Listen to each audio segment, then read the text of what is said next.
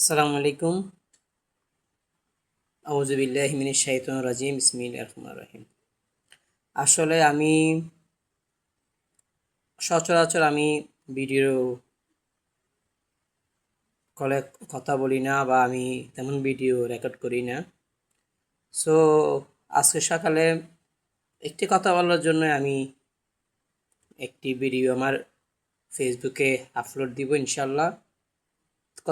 কথাটি হচ্ছে, আগামীকালকে মিশর আর আর্জেন্টিনার মধ্যে যে খেলাটি হয়ে গেল, সে খেলাটির মধ্যে রেফারি, কোচ এবং ফিফার যৌথ ষড়যন্ত্র, যৌথ প্রতারণা, যৌথ ভণ্ডামি, যৌথ গাদ্দারি, যৌথ জালিমের মধ্যে যা কিছু স্টেপ রয়েছে, প্রত্যেকটা কিন্তু কালকের আর্জেন্টিনা মিশরের খেলার মধ্যে ছিল।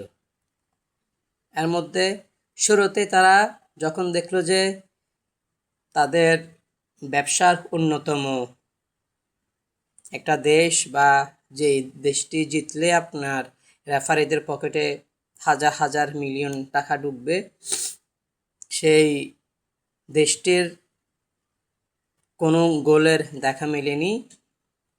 বিশেষ করে মিশর যখন একের পর এক গোল দিয়ে যাচ্ছে, আক্রমণ করে যাচ্ছে, আর্জেন্টিনাকে নাস্তানাবুদ করে দিচ্ছে, তখন থেকে কিন্তু এদের মাথা খারাপ হয়ে গেছে।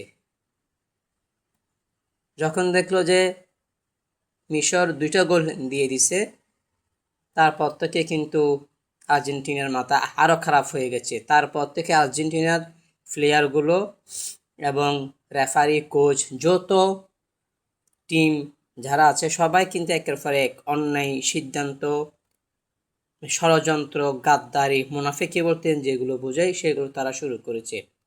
এর মধ্যে 3টা গোল হতে কিন্তু আবার একটা গোল তারা ফাউল বলে বাতিল করে দিয়েছে। তার মধ্যেই আগামীকালকের যা কিছুই কিন্তু হয়েছে, মিশরের একটি দল নয়, বিশ্বকাপ জেতা এটি একটি দেশ জাতির স্বপ্ন।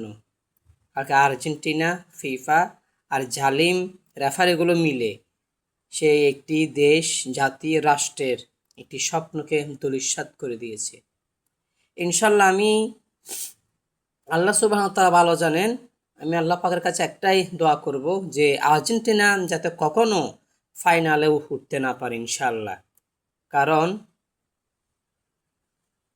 যে দলটি মাঠে খেলতে যাওয়ার আগেই পবিত্র আল্লাহ পাকের কালামের সূরা ফাতিহা, সূরা ইখলাস শরীফ তেলাওয়াত করে যৌথভাবে তারা এগুলো পড়ে মাঠে নেমেছে, আল্লাহ সুবহানাহু ওয়া তাআলা কখনো সে দলটিকে হতাশ করবেন না।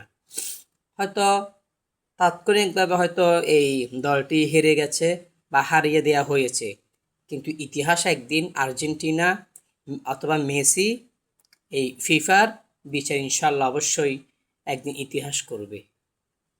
তো সুতরাং মিশরের জন্য শ্রদ্ধা, প্রেম, ভালোবাসা ছিল, আছে, থাকবে ইনশাল্লাহ। আমরা হয়তো এবার পারিনি, ভবিষ্যতে আমরা আবার যাব।